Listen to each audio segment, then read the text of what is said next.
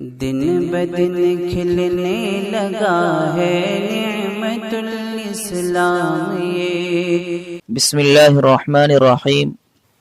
صرف 5 منٹ کا مدرسہ قرآن و حدیث کی روشنی میں 196واں دن 16 رجب المرجب۔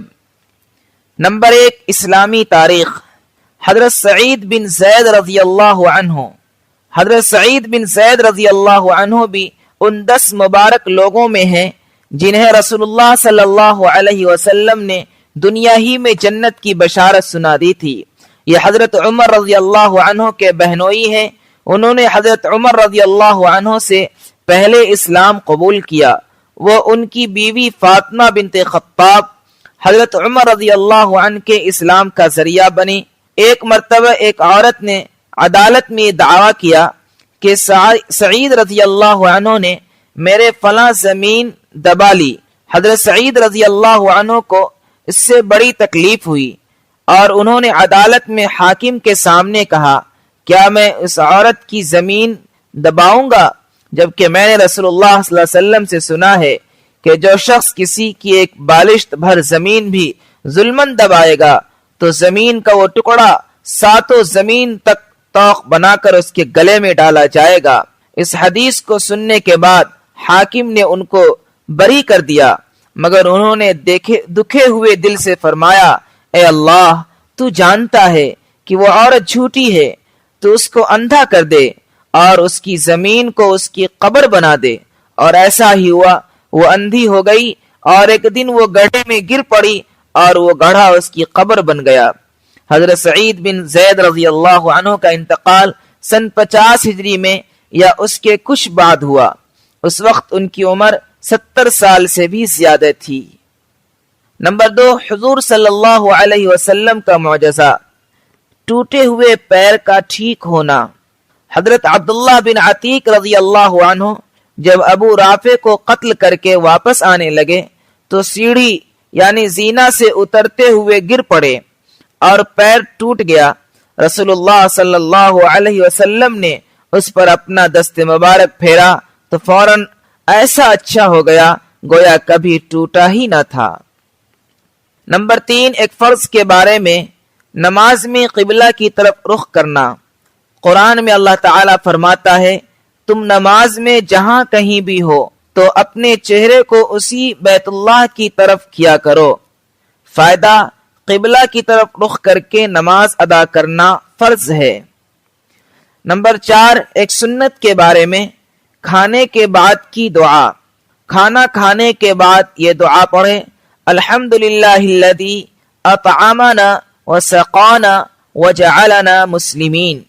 ترجمہ، تمام تعریفیں اس اللہ کے لیے ہیں جس نے ہمیں کھلایا، پلایا اور مسلمان بنایا۔ نمبر 5، ایک اہم عمل کی فضیلت، ہر نماز کے بعد تسبیح فاطمی پڑھنا۔ رسول اللہ صلی اللہ علیہ وسلم نے فرمایا، جو شخص ہر نماز کے بعد 33 مرتبہ سبحان اللہ، 33 مرتبہ الحمدللہ اور 34 مرتبہ اللہ اکبر کہتا ہے، وہ کبھی نقصان میں نہیں رہتا۔ نمبر 6، ایک گناہ کے بارے میں، کسی پر تہمت لگانا گناہ عظیم ہے۔ قرآن میں اللہ تعالیٰ فرماتا ہے، جو شخص کوئی چھوٹا یا بڑا گناہ کرے پھر اس کی تہمت کسی بے گناہ پر لگا دے تو اس نے بہت بڑا بہتان اور کھلے گناہ کا بوجھ اپنے اوپر لاد لیا۔ نمبر 7، دنیا کے بارے میں، نیک اعمال کے بدلے دنیا کی رونق چاہنا۔ قرآن میں اللہ تعالیٰ فرماتا ہے، جو شخص اپنے نیک اعمال کے بدلے دنیاوی زندگی اور اس کی رونق چاہے گا تو ہم ان لوگوں کو ان کے اعمال کا بدلہ دنیا ہی میں دے دیں گے اور ان کے لیے دنیا میں کوئی کمی نہیں ہوگی۔